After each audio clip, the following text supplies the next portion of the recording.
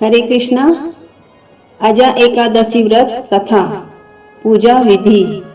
एकादशी के दिन प्रातः सूर्योदय से पूर्व स्नान ध्यान करें। अब भगवान विष्णु के सामने घी का दीपक जलाकर फलों तथा फूलों से भक्ति पूर्वक पूजा करें। पूजा के बाद विष्णु सहस्त्र नाम का पाठ करें। दिन में निराहार एवं निर्जल व्रत का पालन करें। इस व्रत में रात्रि जागरण करें। द्वादशी तिथि के दिन प्रातः ब्राह्मण को भोजन कराएं व दान दक्षिणा दे। द्वादशी तिथि को ब्राह्मण भोजन करवाने के बाद उन्हें दक्षिणा दे, फिर स्वयं भोजन करे। व्रत का महत्व। अर्जुन ने कहा, हे पुंडरीकाक्ष, मैंने श्रावण शुक्ल एकादशी अर्थात पुत्रदा एकादशी का सविस्तार वर्णन सुना। अब आप कृपा करके मुझे भाद्रपद माह के कृष्ण पक्ष की एकादशी के विषय में भी बतलाइए। इस एकादशी का क्या नाम है तथा इसके व्रत का क्या विधान है। इसका व्रत करने से किस फल की प्राप्ति होती है। श्री कृष्ण ने कहा, हे कुंती पुत्र, भाद्रपद माह के कृष्ण पक्ष की एकादशी को अजा एकादशी कहते हैं।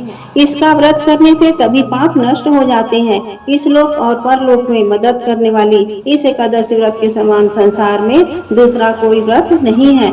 व्रत कथा। पौराणिक काल में अयोध्या नगरी में एक चक्रवर्ती राजा राज्य करता था। उसका नाम हरिश्चंद्र था। वह अत्यंत वीर प्रतापी तथा सत्यवादी था। प्रभु इच्छा से उसने अपना राज्य स्वप्न में एक ऋषि को दान कर दिया और परिस्थितिवश उसे अपनी स्त्री और पुत्र को भी बेचना पड़ा। स्वयं वह एक चांडाल का दास बन गया। उसने उस चांडाल के यहाँ कफन लेने का काम किया, किंतु उसने इस आपत्ति के काम में भी सत्य का साथ नहीं छोड़ा। जब इसी प्रकार उससे कई वर्ष बीत गए तो उसे अपने इस नीच कर्म पर बड़ा दुख हुआ और वह इससे मुक्त होने का उपाय खोजने लगा। वह सदैव इसी चिंता में रहने लगा कि मैं क्या करूं, किस प्रकार इस नीच कर्म से मुक्ति पाऊं। एक बार की बात है, वह ऋषि चिंता में बैठा था कि गौतम ऋषि उसके पास पहुँचे। हरिश्चंद्र ने उन्हें प्रणाम किया और अपनी दुख भरी कथा सुनाने लगा। राजा हरिश्चंद्र की दुख भरी कहानी सुनकर महर्षि गौतम भी अत्यंत दुखी हुए और उन्होंने राजा से कहा, हे राजन, भादो के कृष्ण पक्ष की एकादशी का नाम अजा है। तुम उस एकादशी का विधान पूर्वक व्रत करो तथा रात्रि को जागरण करो। इससे तुम्हारे सभी पाप नष्ट हो जाएंगे। महर्षि गौतम इतना कह आलोक हो गए। अजा नाम की एकादशी आने पर राजा हरिश्चंद्र ने महर्षि के कहे अनुसार विधान पूर्वक उपवास तथा रात्रि जागरण किया। इस व्रत के प्रभाव से राजा के सभी पाप नष्ट हो गए।